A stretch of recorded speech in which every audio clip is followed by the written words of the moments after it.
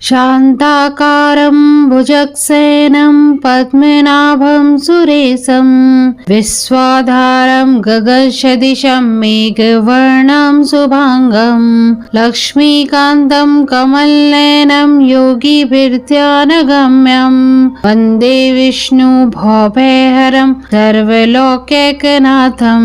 राधे कृष्णा दोस्तों, कैसे हैं आप सब? जवाब में राधे कृष्णा कमेंट में जरूर लिखिएगा। एक बार फिर से स्वागत है आपका आपके अपने YouTube चैनल स्पिरिचुअल सोर्स में। आज इस वीडियो में मैं आपके साथ शेयर कर रही हूँ अपरा एकादशी की पौराणिक व्रत कथा श्रवण करने से पहले मैं आप सबसे निवेदन करती हूँ कि आप सभी कमेंट में जय श्री हरि जरूर लिखिएगा। तो आइए शुरू करते हैं भगवान श्री हरि को नमन करते हुए अपरा एकादशी की पौराणिक व्रत कथा।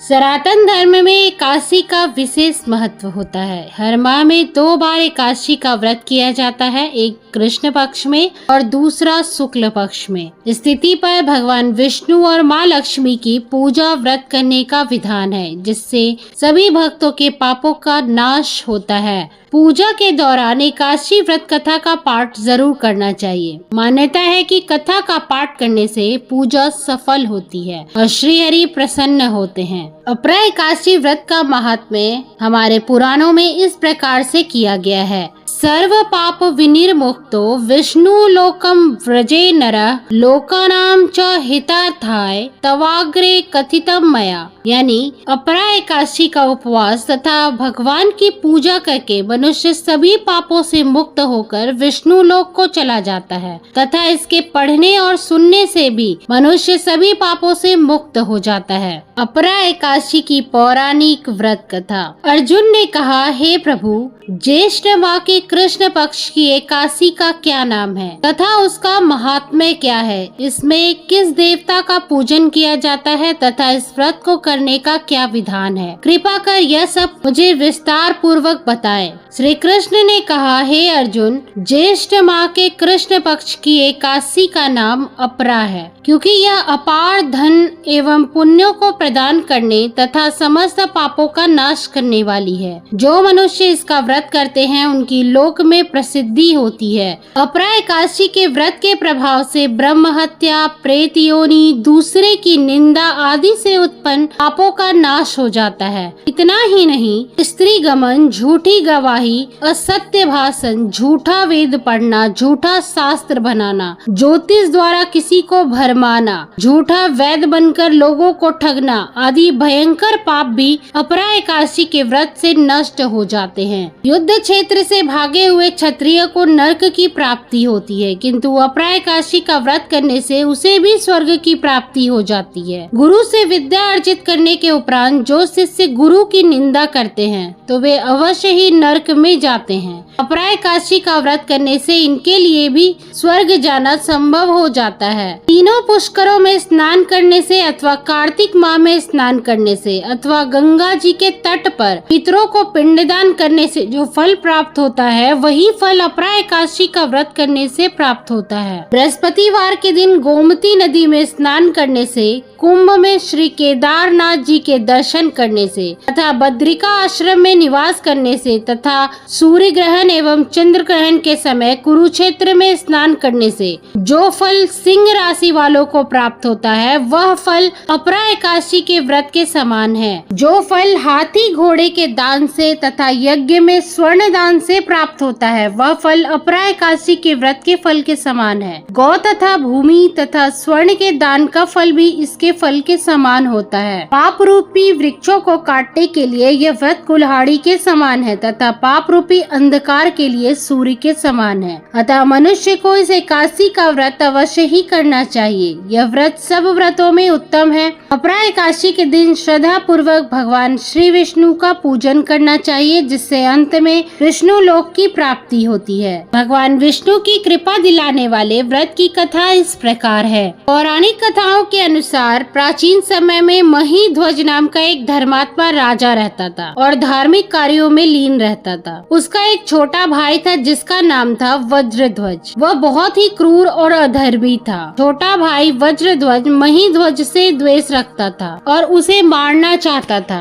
एक दिन रात में मौका पाकर वज्रध्वज ने अपने बड़े भाई की हत्या कर दी। लोगों को इस बारे में पता न चले इसके लिए उसने अपने भाई के शव को जंगल में जाकर पीपल के नीचे गाड़ दिया। राजा की मृत्यु पूर्व निश्चित नहीं थी, यानी कि यह एक अकाल मृत्यु थी। अकाल मृत्यु होने की वजह से महीध्वज प्रेतात्मा बनकर उसी वृक्ष पर रहने लगा और उस पेड़ पर रहकर लोगों को परेशान करता था। एक बार धौम्य नामक ऋषि उस वृक्ष के पास से गुजरकर जा रहे थे। अब राजा की प्रेतात्मा ने उन्हें भी परेशान किया, लेकिन ऋषि ने अपने तपोबल से प्रेतात्मा को काबू में कर लिया और उसके उत्पात का कारण को समझा तो उन्हें पता चला कि राजा के साथ सही नहीं हुआ है। इसके बाद उन्होंने उस आत्मा को पीपल के पेड़ से उतारा और परलोक विद्या के बारे में बताया। राजा की आत्मा को प्रेत योनि से मुक्ति दिलाने के लिए धौम्य ऋषि ने खुद ज्येष्ठ माह के कृष्ण पक्ष की एकादशी पर अपरा एकादशी का व्रत किया और घोर जप किया। इस व्रत के पुण्य से धर्मात्मा राजा को प्रेत योनि से मुक्ति मिल गई। इसके बाद राजा की आत्मा ने ऋषि का धन्यवाद किया और स्वर्ग को चली गई। धार्मिक मान्यता है कि अपरा एकादशी व्रत कथा का पाठ करने से व्यक्ति को सभी तरह के पापों से छुटकारा मिल जाता है। अपरा एकादशी को उपवास करके भगवान वामन की पूजा करने से मनुष्य सब पापों से मुक्त हो श्री विष्णु लोक में प्रतिष्ठित होता है। इसको पढ़ने और सुनने से सहस्त्र गोदान का फल भी मिलता है। भगवान श्री कृष्ण के अनुसार अपरा एकादशी के दिन भगवान त्रिविक्रम की पूजा की जाती है। इस व्रत के प्रभाव से ब्रह्म हत्या, भूत योनि, दूसरे के निंदा का पाप दूर हो जाते हैं। इस व्रत के प्रभाव से पर स्त्री गमन, झूठी गवाही, झूठ बोलना, झूठे शास्त्र पढ़ना, झूठा ज्योतिषी बनना, झूठा वैद्य बनना जैसे पाप कट जाते हैं। मुरलीधर भगवान कृष्ण के अनुसार जो क्षत्रिय युद्ध से भाग जाते हैं वे नरकगामी होते हैं, लेकिन अपरा एकादशी व्रत के प्रभाव से ये भी स्वर्ग की प्राप्ति कर सकते हैं। जो मनुष्य गुरु की निंदा करता है वो नरक का भागी बनता है, लेकिन अपरा एकादशी इन्हें भी पापों से मुक्त करती है। हे राजन, मैंने यह अपरा एकादशी की कथा लोक हित के लिए कही है। इसके पठन एवं श्रवण से सभी पाप नष्ट हो जाते हैं। कथा का सार। अपरा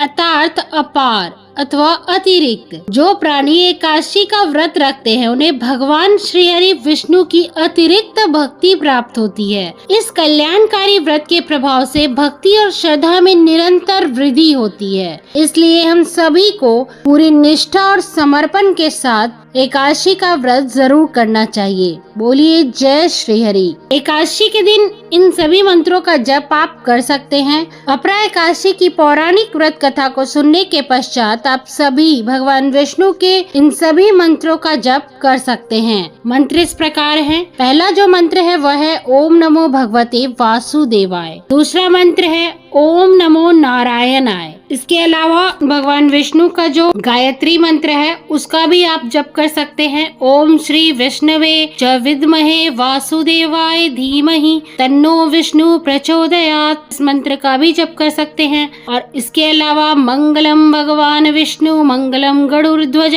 मंगलम पुंडरीकाक्ष, मंगलाय तनोहरि। इस मंत्र का भी जप कर सकते हैं। तो इन सभी मंत्रों का जप आप करें। अपरा एकादशी की पौराणिक व्रत कथा और इन सभी मंत्रों का जप करते हुए आप सभी भगवान श्री हरि के चरणों में अपना श्रद्धा और भक्ति भाव जरूर रखें। आशा करती हूँ यह वीडियो आप सभी के लिए लाभकारी रहेगी। वीडियो पसंद आई हो तो लाइक जरूर कीजिएगा और ऐसी ही रोचक और लाभकारी जानकारियों के लिए जुड़े रहिए स्पिरिचुअल सोर्स के साथ। अपना प्यार और सपोर्ट हमें करते रहिए। हम आपके लिए ऐसी ही रोचक और लाभकारी जानकारियाँ लाते रहते हैं। वीडियो देखने के लिए आप सभी का बहुत बहुत धन्यवाद। आज के वीडियो में इतना ही। मिलते हैं अगले वीडियो में एक नई और रोचक जानकारी के साथ। आप सभी भक्तों को अपरा एकादशी की बहुत बहुत शुभकामनाएं। माता लक्ष्मी और भगवान विष्णु की कृपा आप सब पर सदा बनी रहे।